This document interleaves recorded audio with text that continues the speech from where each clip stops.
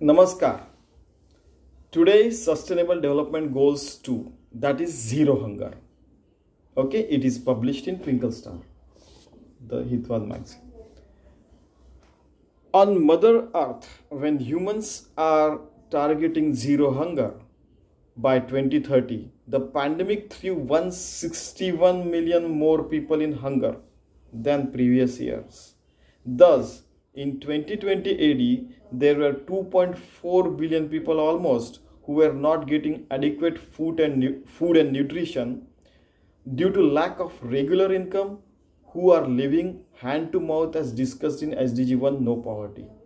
Now 161 million means in Indian terms it is 16 crore people, more than that. 16 crore 10 lakh in fact. Okay, another observation is worldwide, around the world, almost 150 million children below age 5 years are not getting proper nourishment and nutritious food, and hence are suffering from improper physical and mental growth. Stunting is there in fact. So, to achieve this SDG by 2030 CE, we have to double the efforts, invest more investment is required, build the proper inclusive system to reach at the grassroots level. Okay, pandemic has proved each life matters and each one can contribute to achieve SDG targets by keeping themselves safe and also keeping others safe. This is very important. That's how community build-up is there. That's how together we can move forward.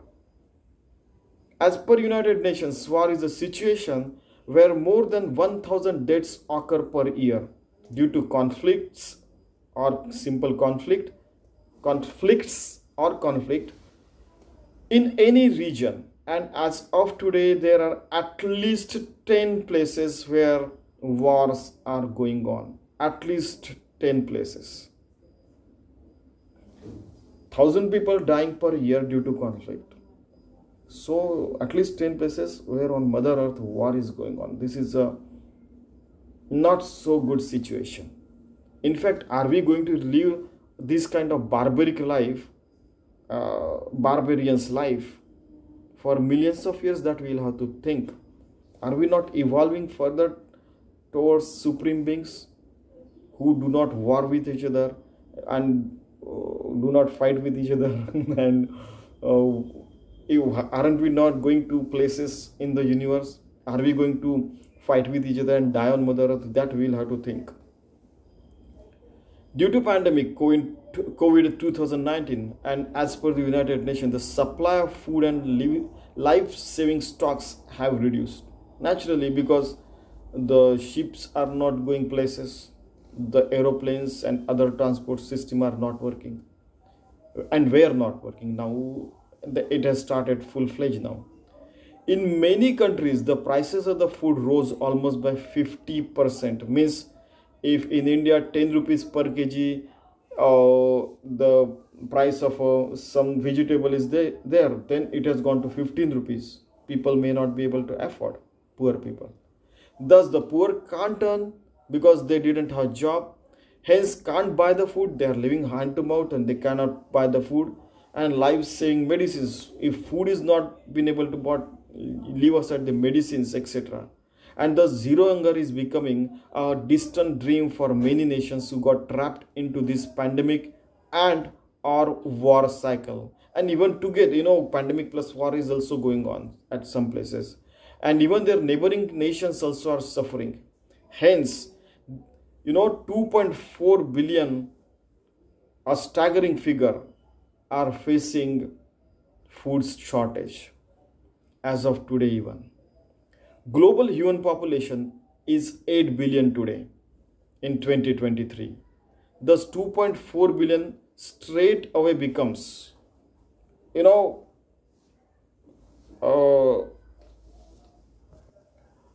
so almost, you may say that 1/3 almost population is living without proper food. A staggering figure. It's alarming situation for the humankind who are facing climate change due to their own creation called pollution. And adding wars are these wars and petty issues between war-mongering nations. Is it not a war-mongering mentality? Why to fight for such small things, in fact? Why they manufactures weapons of mass destructions? Those same money can be brought to reduce hunger and get rid of poverty and even education to all. Straight away. United Nations has always believed in the freedom of ethical and humanitarian values-based speech that supports the humanitarian cause. And they always encourage to raise such issues like zero hunger, no poverty and SDG at many social forums, as many as we can. A common man, what we can do? We can do this. Okay, the awareness can force the positive actions and actions can get us the results straight away. Finally, to achieve zero hunger, humans need to increase agriculture output too. On this, many of you might be knowing that in 1947, when India became independent, our agriculture output was almost 50 million tons of all kinds of food grains. And 2013, we crossed 2013, we crossed 200 million tons mark 4 times. If the climate change is taken care, then India, just one nation, can become the food bowl, BOWL, and food supplier of the world. Single nation can provide food to the whole world. Hope you might be knowing about India's green revolution, increased production of food grains, white revolution, milk production with the cooperative movements like Amul, Nandini. Amul is in Anand, Nandini is in Karnataka, near Bangalore, etc. Blue revolution, yellow revolution, organic and traditional farming revolution, golden and silver fiber revolution, etc. Similar and several positive actions based revolutions are going on across the world. Across the world, it is going on. For example, China is among top 10 producer of almost 50 food grains in the world as of today. 50.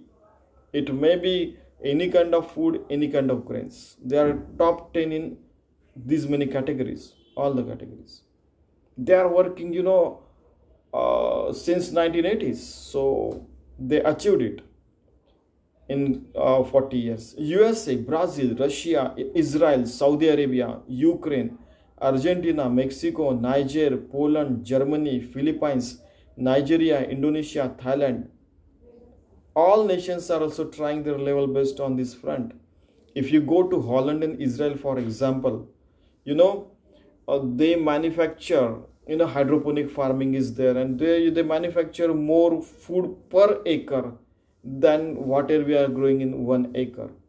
Because they have small land and they have to feed their nation and all these things are there. Okay, all nations are trying their level best on this front. Hence, United Nations feels that by 2030, we might not be able to achieve 100% SDG because of pandemic, in fact. However, positivity among humans and their efforts shows that we are on the right track, right path, and we must keep up going. Okay, we must keep our spirit high. With high-spirited people, we can achieve anything. Okay, so thank you very much.